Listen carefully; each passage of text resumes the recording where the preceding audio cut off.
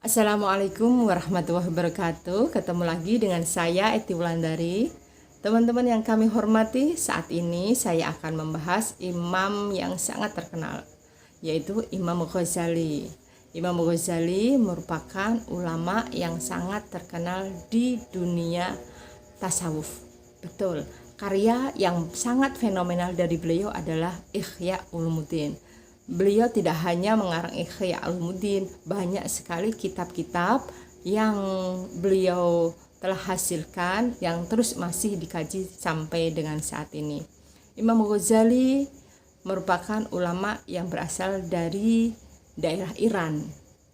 Imam Ghazali lahir pada abad ke-5 Hijriah, tepatnya pada tahun 450 Hijriah. Beliau nama aslinya adalah Muhammad bin Ahmad. Beliau berasal dari keluarga yang biasa saja. Ayahnya seorang pemintal, penenun.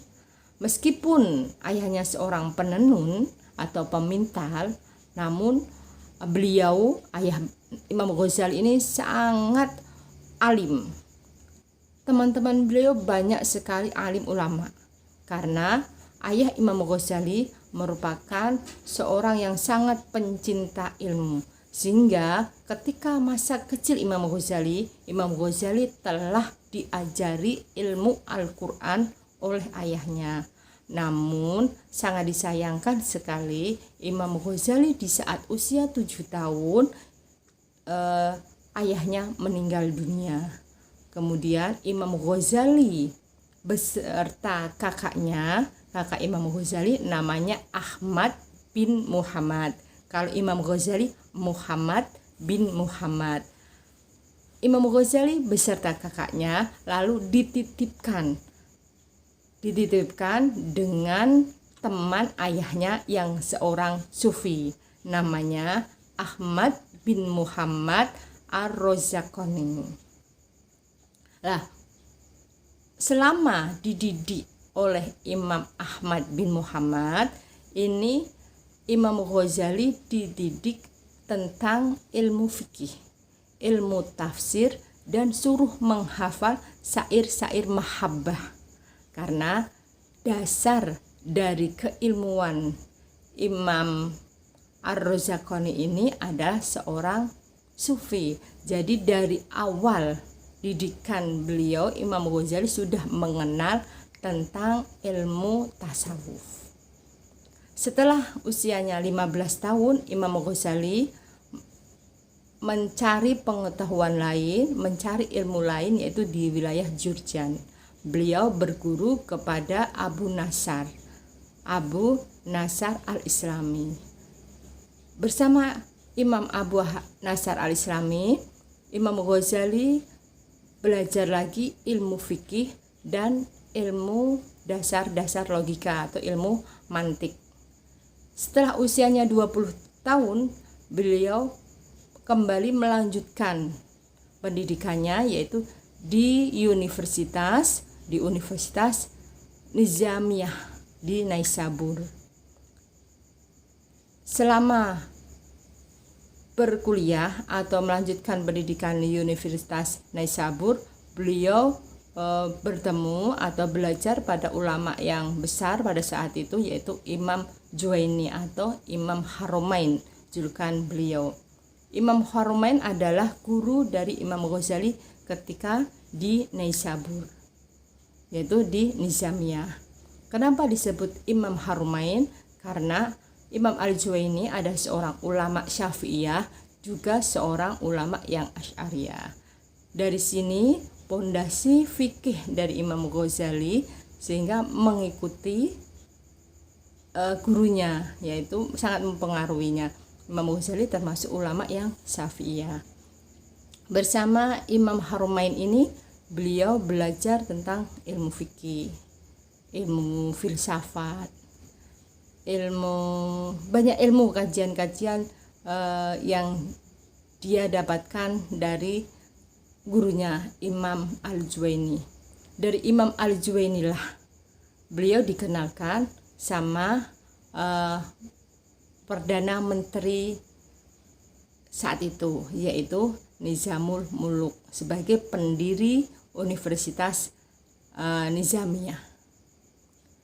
Setelah Imam Al-Juwaini meninggal dunia, Imam Ghazali menemui Nizamul Muluk sebagai Perdana Menteri atau sebagai pendiri dari Universitas Nizamiyah. Melihat kepintaran, kepandaian, dan penguasaan ilmu dari Imam Ghazali, Nizamul Muluk mengangkat beliau sebagai pengajar, dosen di universitas tersebut. Jadi di saat usia Imam Ghazali sekitar 28 tahun, Imam Ghazali diangkat sebagai PNS, istilah sekarangnya, yaitu sebagai dosen di Universitas Nizamiyah. Dari sini Imam Ghazali mulai terkenal dengan kearifan, kealimannya, banyak kajian yang beliau laksanakan, dan puncak karir dari beliau mengabdi di Nizamiyah adalah beliau di usia 35 tahun diangkat sebagai rektor Universitas Nizamiyah. Dia menjabat rektor tidak lama. Karena apa?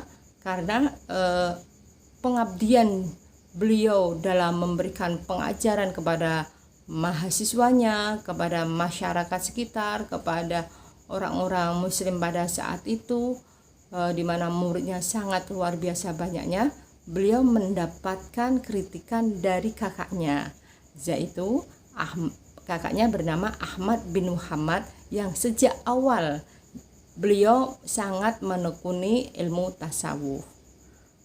Imam Ghazali mendapat kritikannya begini, kamu itu bagikan batu asah, yang mengasah pisau, yang mengasah pedang, yang mengasah alat-alat menjadi tajam. Tapi kapan kamu akan tajam? Mendapat kritikan tersebut, Imam Ghazali mulai berpikir tentang kehidupannya. Keraguan, kegundahan rohaninya itu mulai goncang. Kemudian Imam Ghazali beruzlah, pamit dari universitas untuk berhenti menjadi rektor dan izin untuk pergi haji ke Mekah. Beliau menyendiri di Mekah, melaksanakan ibadah haji, kemudian melanjutkan penyendiriannya, mengkaji ilmu, merenung di Madinah, kemudian pindah lagi ke Damaskus.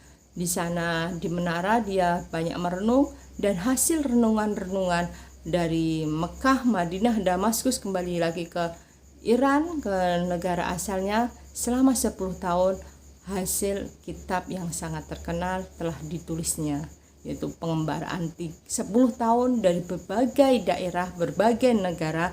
Kitab fenomenal yang saat ini bisa kita kaji, beliau telah telurkan. Ya betul, namanya adalah kitab Ihya Ulumuddin.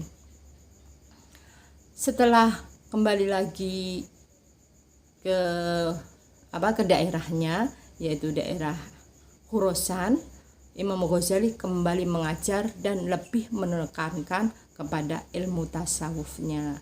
Setelah 10 tahun beliau mengajar ilmu tasawuf, beliau mencapai titik ajalnya, yaitu di usia 55 tahun. Beliau meninggal di Khurasan. Demikian sedikit dari saya tentang biografi Imam Ghazali. Semoga kita bisa mempelajari ilmu-ilmu dari Hujjatul Islam ini dan bersyukur mempunyai tokoh itu. Terima kasih dari saya. Mohon maaf apabila ada kekurangan. Akhirul kalam. Wassalamualaikum warahmatullahi wabarakatuh.